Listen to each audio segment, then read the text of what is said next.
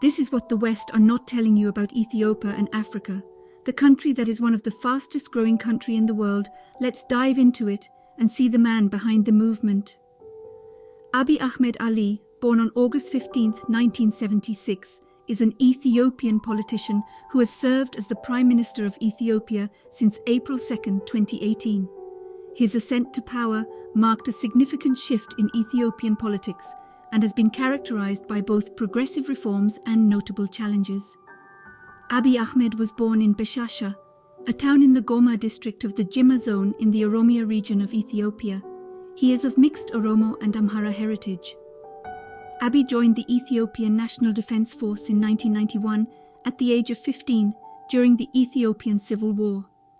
He rose through the ranks to become a lieutenant colonel, and his military service included roles in the intelligence and communications sectors.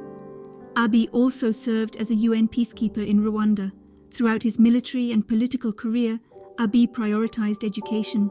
He earned a bachelor's degree in computer engineering from the Microlink Information Technology College in Addis Ababa. Later, he received a master's degree in transformational leadership from the University of Greenwich, London, followed by a doctorate in peace and security studies from Addis Ababa University. His doctoral dissertation explored religious conflict and proposed strategies for reconciliation in Ethiopia. Abiy's political career began in earnest within the ranks of the Oromo Democratic Party, ODP, part of the ruling Ethiopian People's Revolutionary Democratic Front, EPRDF, coalition.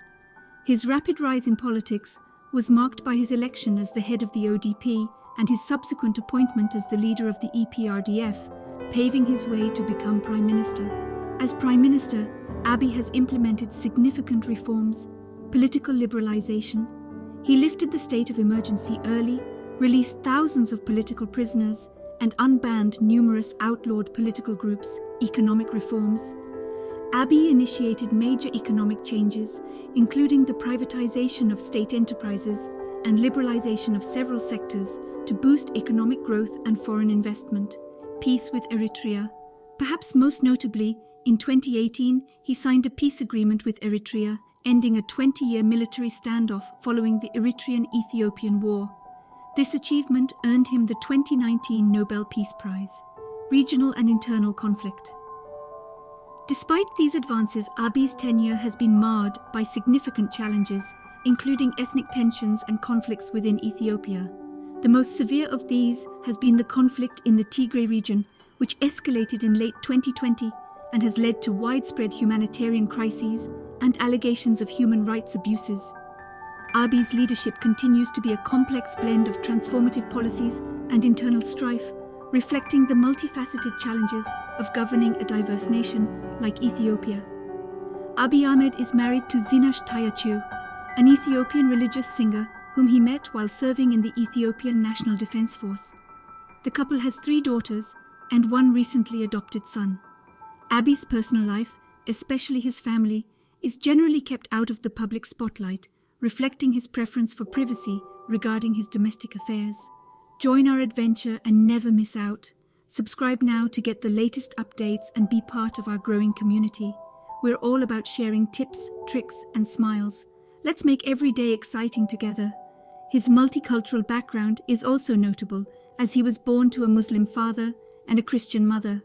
This diverse religious and ethnic heritage is often highlighted as a symbol of his potential to bridge communal divides in Ethiopia, a country marked by deep ethnic and religious diversity. His family background and upbringing in a mixed religious environment have significantly influenced his approach to politics and governance. Beyond these general details, there is little public information available about his children, reflecting Abiy's intention to shield them from the public eye and allow them a semblance of normalcy despite his high-profile role as Ethiopia's Prime Minister. Ethiopia's economy is one of the fastest growing in the world, with a range of factors contributing to its development and challenges. Here's a detailed look at Ethiopia's economic landscape. Ethiopia has experienced high economic growth rates for over a decade, averaging about 10% annually from 2004 to 2014, and slightly slower but still robust growth in subsequent years. This growth has been driven by public investments in infrastructure, such as roads, railways, and energy projects, as well as by agriculture and services. The government has also focused on developing industrial parks to boost manufacturing. Agriculture remains the backbone of the Ethiopian economy, employing about 80% of the total population and contributing a significant portion of the country's GDP. The sector is primarily based on subsistence farming, with coffee standing out as the country's most important export commodity. Ethiopia is the largest coffee producer in Africa and the fifth largest in the world. Other significant agricultural products include oilseeds, pulses, and cut flowers. Under its development plans, Ethiopia has prioritized industrialization, particularly through the development of industrial parks dedicated to textiles, leather goods, and other manufacturing sectors. This strategy aims to transform Ethiopia into a middle-income country by 2025. The government provides various incentives to attract both foreign and domestic investments into these sectors. Despite significant growth, Ethiopia faces several economic challenges: poverty and unemployment. A large portion of the population still lives below the poverty line.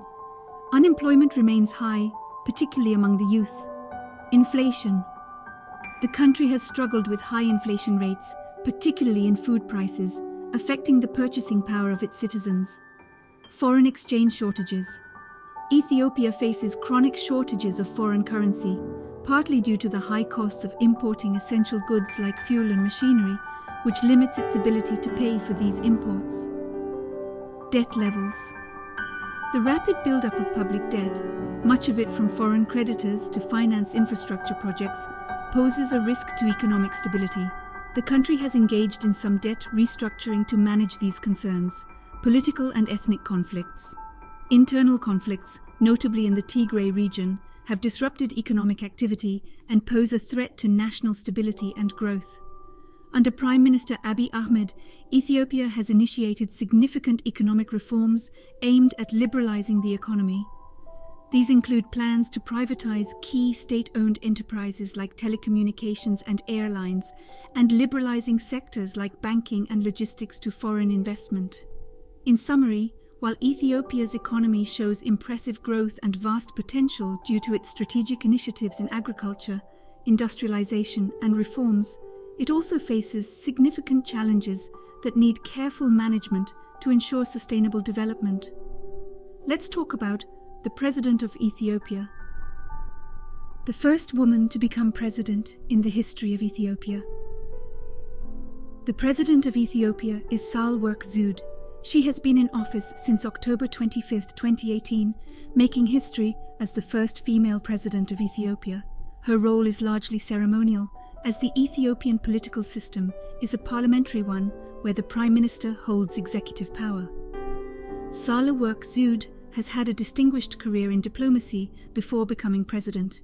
She served in various capacities for the United Nations and was the UN's Special Representative to the African Union and head of the United Nations Office to the African Union at the level of Under-Secretary General.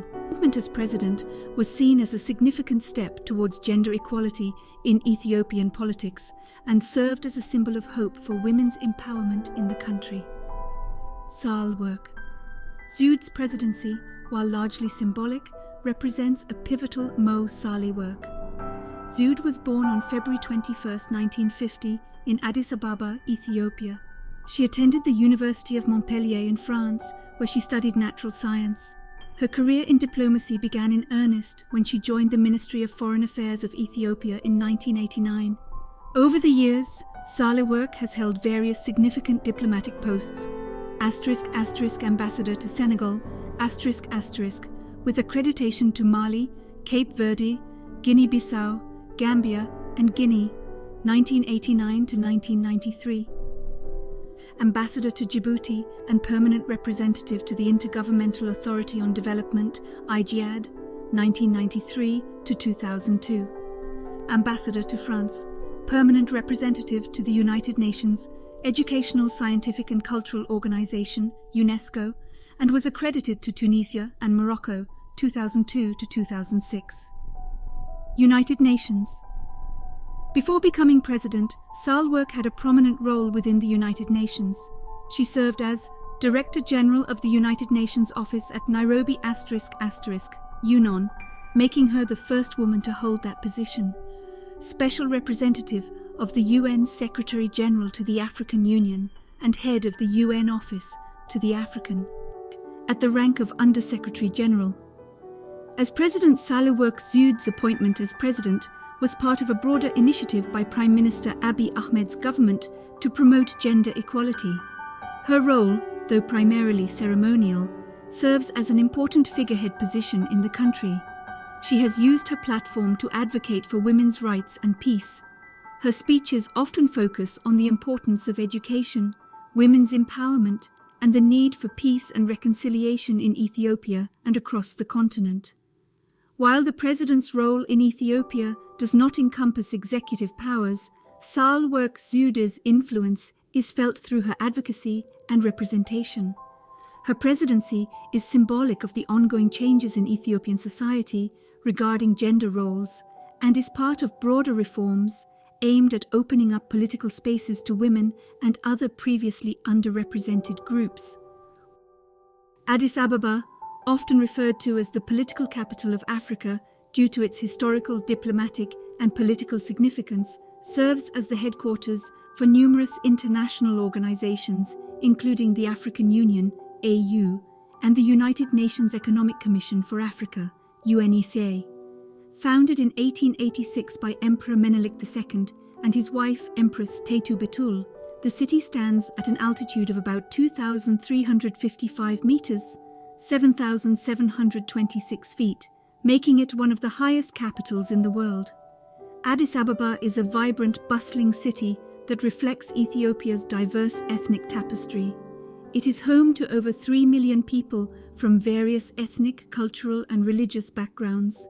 The city serves as a melting pot for the country, where languages such as Amharic, the official national language, Oromo, Guraj, Tigrinya, and many others are spoken.